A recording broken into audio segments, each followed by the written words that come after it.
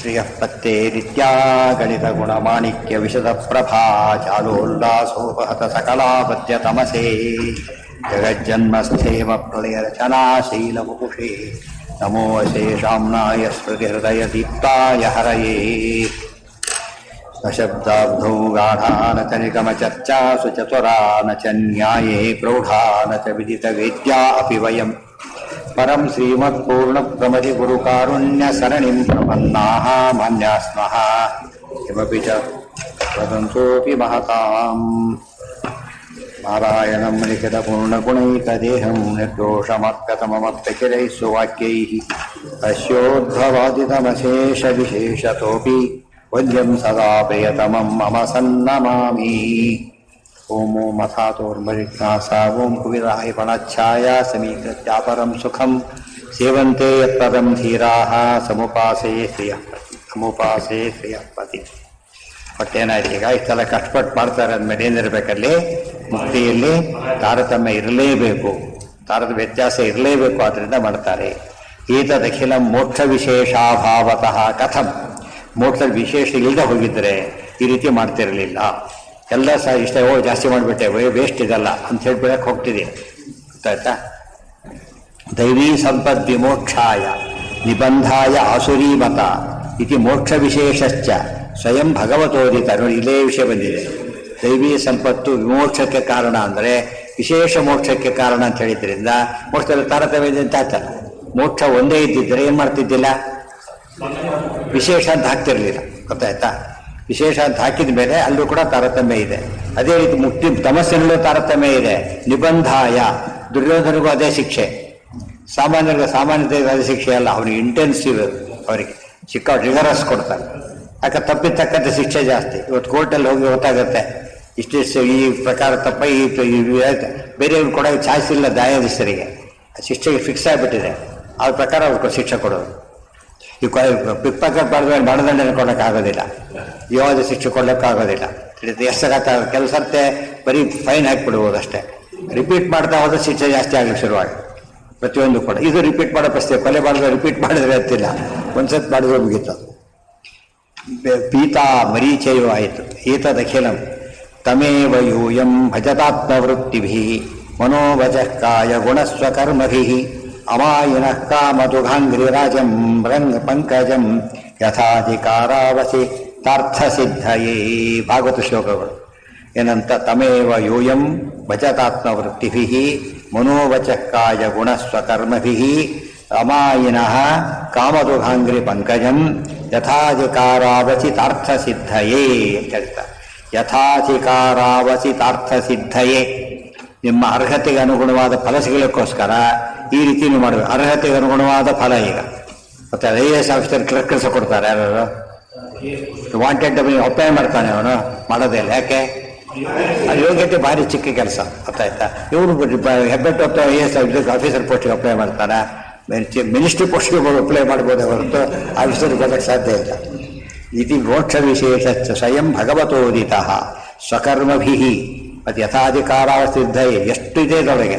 ಕಾಮದ ಅಮಾಯಿನಃ, ನಿಷ್ಕಪಟವಾಗಿರಬೇಕು, ಇದೆಲ್ಲ ಉಪದೇಶ ಮಾಡಿದ್ದು.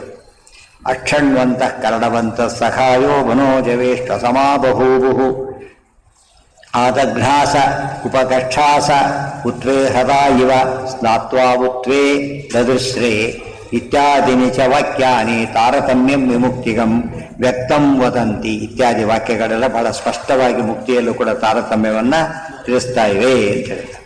ತುಂಬ ಇಂಪಾರ್ಟೆಂಟ್ ಪ್ರತಿಯೊಂದು ಕೂಡ. ಗೊತ್ತಾಯ್ತಾ? ಇಷ್ಟ ಹೇಳಿದ ಮೇಲೆ ಭಾಗವತ ಒಪ್ಪೋದಿಲ್ಲ, ಅದು ಶಾಸ್ತ್ರ ಒಪ್ಪೋದಿಲ್ಲ ಅಂತ ಅವನಿಗೆ ಸಂಬಂಧಪಟ್ಟಿಲ್ಲ. ಯಾವಾಗ ಒಪ್ಪೋರು ಹೇಳ್ತಾರೆ, ಒಪ್ಪದೇ ಇದ್ದರೆ ನಿಮ್ಮ ವ್ಯವಸ್ಥೆ ಬೇರೆ ಇದೆ ಅಂತ ಹೇಳ್ತಾರೆ. ಅಕ್ಷಣ್ವಂತಹ ಅಕ್ಷಿಮಂತಹ ಅನೋ ಇತ್ಯಾದಿ ಭಗವತ್ ಸಾಮೀಪ್ಯೆ ವಿಷ್ಣುಮೇವ ನಿಷ್ಕಾಮಃ ಅಮಾಯಿನಃ. ಮುಂದೆ ಯದಾ ಹೃದಾ ಇವ ಭೀರ ಪರಮೇಶ್ವರ ಕೃತ್ವ ವಿಷ್ಣು ಕರ್ಣಫಲಂ. ನಾವು ಹೇಳಿದ್ರೆ ಎಷ್ಟು ಚೆನ್ನಾಗಿದೆ. ಕಿವಿದ್ದದಕ್ಕೆ ಏನಪ್ಪ ಪ್ರಯೋಜನ? ದೇವ್ರ ಕಥೆ ಕೇಳಿದ, ಪರ್ಪಸ್ ಸರವಾಗಿ. ಕಂಡಿದ್ದ ದೇವ್ರ ಮೂಟೆ ನೋಡಿದ, ಅದೇ ದೇವ್ರ ಪ್ರಸಾದ ತಗೊಂಡು ಪ್ರತಿಯೊಂದು ಸಾರ್ಥಕ ಆಯ್ತು.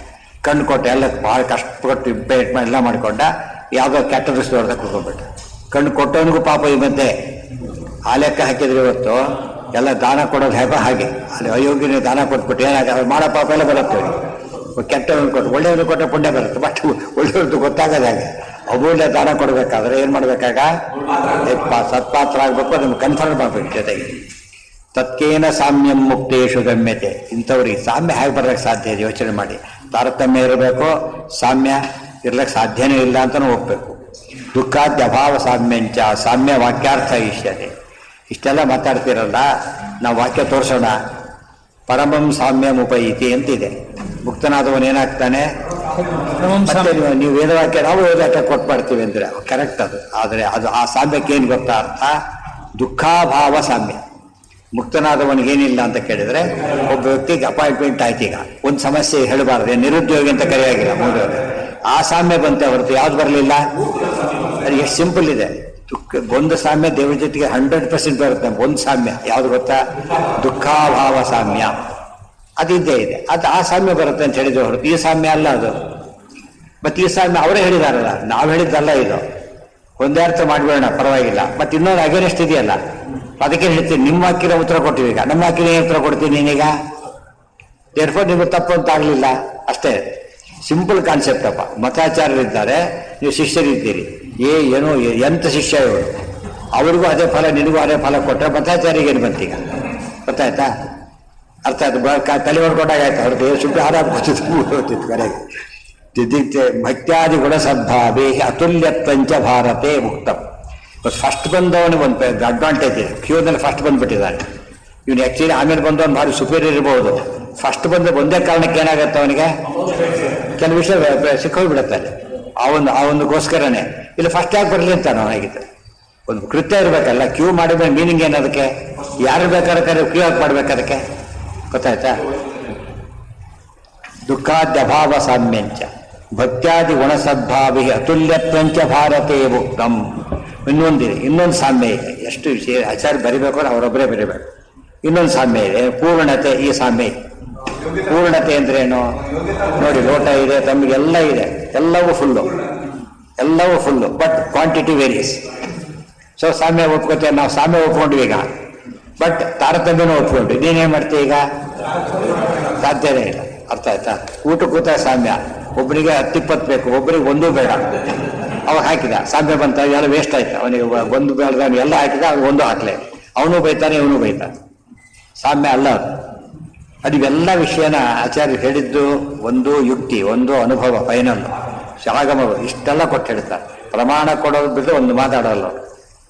ಇವ್ರು ಯಾವ ಪ್ರಮಾಣ ಕೊಟ್ಟು ಪ್ರಮಾಣಕ್ಕೆಲ್ಲ ಅಪಾರ್ಥ ಮಾಡ್ತಾರೆ. ಮತ್ತೆ ದುಃಖಾದ್ಯ ಭಕ್ತ್ಯಾದಿ ಗುಣಸದ್ಭಾವೇತಿ ಅತುಲ್ಯತ್ವಂಚ ಭಾರತೆ ಉಕ್ತಂ. ಅತುಲ್ಯತ್ವ ಅಂದ್ರೇನು? ಅಲ್ಲಿ ಪೂರ್ಣತೆ. ಸಾಧನ ವೈಚಿತ್ರ್ಯಮಪಿ ಸರ್ವತ್ರ ಕಥ್ಯತೆ. ಇಷ್ಟೆರಡು ಹೇಳಿದ ಮೇಲೆ ಸಾಧನ ವೈಚಿತ್ರ್ಯ ಹೇಳ್ತಾರೆ. ಇವರಿಗೆ ಈ ಸಾಧನೆ ಮಾಡಬೇಕು. ರಾಷ್ಟ್ರಯಾಗ ಮಾಡಿದ ಪಾಂಡವರಿಗೆ ಅಂತ ಫಲ ಸಿಗಬೇಕು, ಬರೀ ಯೂನಿಯನ್ ಸಿಗಬೇಕು. ಈ ಮತ್ತೆ ಅರ್ಥ ಕಂಪೇರ್ ಮಾಡಕ್ಕೆ ಬರೋದಿಲ್ಲ. ಏನೋ ಉದಾಹರಣೆಗೆ ಒಬ್ಬನು MA ಮಾಡಿದ್ದಾನೆ, 2 ವರ್ಷ ಡಿಫ್ರೆನ್ಸ್ ಅಷ್ಟೇ. BA ಮಾಡಿದವನಿಗೆ ಅವನಿಗೂ ದೊಡ್ಡ ಕೆಲಸ ಸಿಗ್ತೀವಿ. ಯಾರು ಇದು ಮಾಡಾಗಿಲ್ಲ, ಓದಿದ್ದಾನೆ, ಕೊಟ್ಟಿದ್ದಾರೆ. ಅಲ್ಲಿ ಪಕ್ಷಪಾತ ಅಂತ ಕರೆಯೋದಿಲ್ಲ. BA ಆದವನಿಗೆ ಕೊಟ್ಟರೆ ಅವಾಗ ಶುರುವಾಗುತ್ತೆ. ಯಾಕೆ ನನಗೆ ಕೊಡಲಿಲ್ಲ ಅಂತ ಕೇಳ್ತಾ. ಸಾಧನೆ ಹೆಚ್ಚು ಮಾಡಿದ್ದಾನಲ್ಲ, ಫಲ ಹೆಚ್ಚು ಸಿಗಲೇಬೇಕು ಅವನಿಗೆ. ಅತುಲ್ಯತ್ವ ಅಂದ್ರೆ ಪೂರ್ಣತೆ ಅಂತಲ್ಲ. ಅತುಲ್ಯತ್ವ ಅಂದ್ರೆ ಏನು? ಪೂರ್ಣತೆ. ಸಾಮ್ಯ ಇಲ್ಲದಿರುವಿಕೆ ಅಂತ. ಪೂರ್ಣವಾಗಿ ಸದ್ಭಾವ. ಅತುಲ್ಯತ್ವಂಚ ಭಾರ. ಭಕ್ತ್ಯಾದಿ ಗುಣ ಸದ್ಭಾವದಲ್ಲೂ ಕೂಡ ವ್ಯತ್ಯಾಸ ಇದೆ. ಒಂದೇ ಕ್ವಾಲಿಟಿ ಭಕ್ತಿ ಅವರಿಗಿಲ್ಲ. ಭೀಮಸೇನ ದೇವರ ಭಕ್ತಿ ಯಾರಿಗಿತ್ತು? ಉಳಿದವರಿಗೆ ಸಾಧ್ಯನೇ ಇಲ್ಲ. ಸೊ ಅದು ಸಿದ್ಧಿ ಆದ್ರಿಂದ ಬೇರೆ ಆಗ್ಲೇಬೇಕು. ಸಾಧನ ವೈಚಿತ್ರ್ಯಮಪಿ ಸರ್ವತ್ರ ಕಥ್ಯತೆ. ಒಂದೆರಡು ಕಡೆ ಅಲ್ಲ, ಸಾಧನ ವೈಚಿತ್ರ್ಯ ಹೇಳ್ತಾನೆ ಇರ್ತಾರೆ.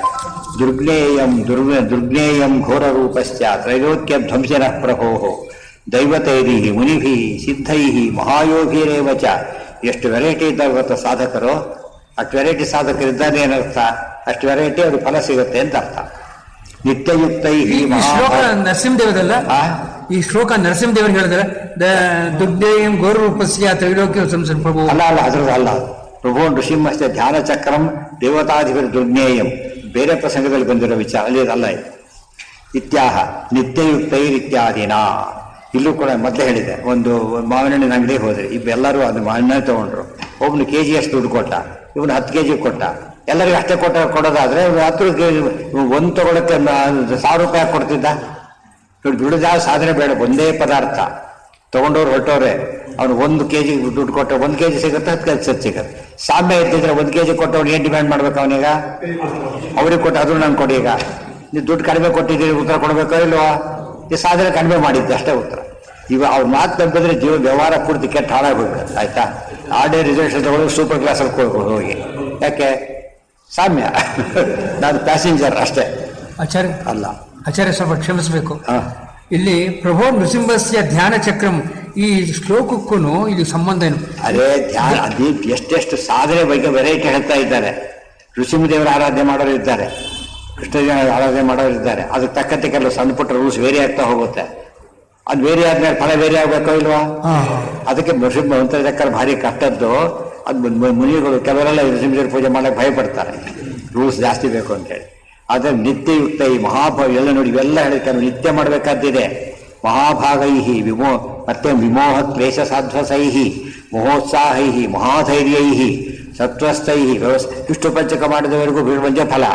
ಏಕಾಶಿ ಊಟ ಮಾಡಿದ್ರೆ ಒಂದೇ ಫಲ ಕೊಡ್ತಾರೆ. ಯಾವುದೋ ಸ್ಟೇಜಲ್ಲಿ ಏಕಾಶಿ ಮೊದಲಿಂದ ಮಾಡ್ತಾ ಬಂದಿದ್ದಾರೆ ಏಕಾಶಿ ಅವರು. ಅಂಥವ್ರಿಗೆ ಒಂದೇ ಫಲ ಕೊಡೋಕ್ಕಾಗತ್ತಾ? ನೋಡಿ ಎಷ್ಟೆಷ್ಟು ಇದ್ದಂತ ಎಷ್ಟು ಸಾಧನೆ ಹೇಳಿದ್ದಾರೆ. ಎಲ್ಲರೂ ಇದನ್ನು ಮಾಡ್ತಾರ? ಭೀಷ್ಮರು ಅಂತ ತ್ಯಾಗ ಮಾಡಿದರು, ಅದು ಅವಳ ಸಿಕ್ತು ಅವರಿಗೆ. ಅಂತ ತ್ಯಾಗ ಎಲ್ಲಿ ಮಾಡ್ತಾರೆ ಇವತ್ತು?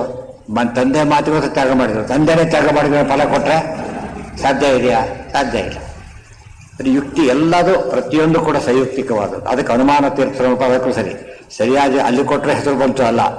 ಪ್ರತಿಶತ ಕೊಟ್ಟಾಗಲಿ ಎಂಥ ಯುಕ್ತಿ ಕೊಡ್ತಾರೆ ಅವರು? ಪರ್ಫೆಕ್ಟ್ ಯುಕ್ತಿನೇ ಕೊಡ್ತಾರೆ, ಸುಯುಕ್ತಿಭಿ. ಅಲ್ಲಿಗೆ